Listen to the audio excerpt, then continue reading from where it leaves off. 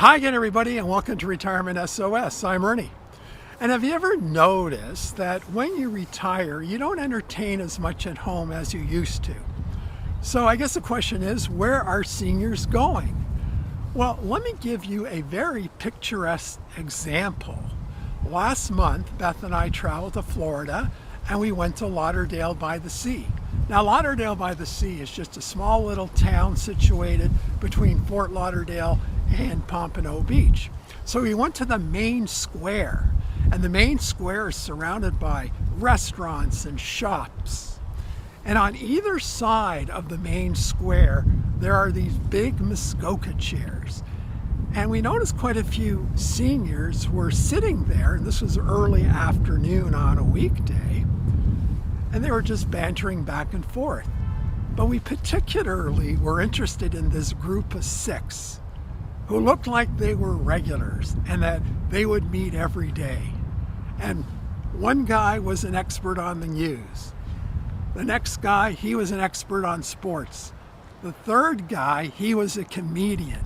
And the other 3 guys just blended in. And they were just having a great time bantering back and forth. And I was very tempted actually to say something, but I thought, nah, you know what? I'm just going to stick to the sidelines and observe. And you can tell that these 6 friends really enjoyed each other's company. And Beth and I, we just enjoyed observing and watching the bantering go back and forth. And if you've never been to Lauderdale by the Sea, it's a great place to visit and have dinner and enjoy the square. So my neighbor, who's in his mid-80s, his favorite hangout is his backyard, because every year he grows a vegetable garden, and he just spends hours and hours each summer tending to it.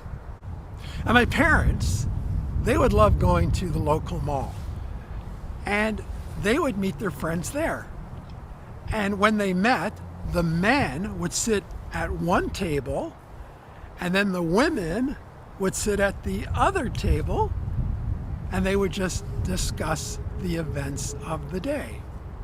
My favorite place when I'm alone is to hang out on our deck. And I love reading on our deck. But because we're south facing, it gets very, very hot. So I usually don't go out on our deck until after 6 o'clock as the sun starts to go down.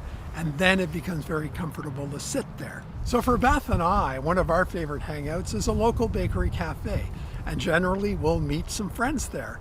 And it's so enjoyable to go out for Sunday brunch when the weather's nice, you're sitting on a patio, and you're just enjoying each other's company and catching up on things. So during the days when I used to work, I would travel to London, Ontario. And yes, there is a London in Canada.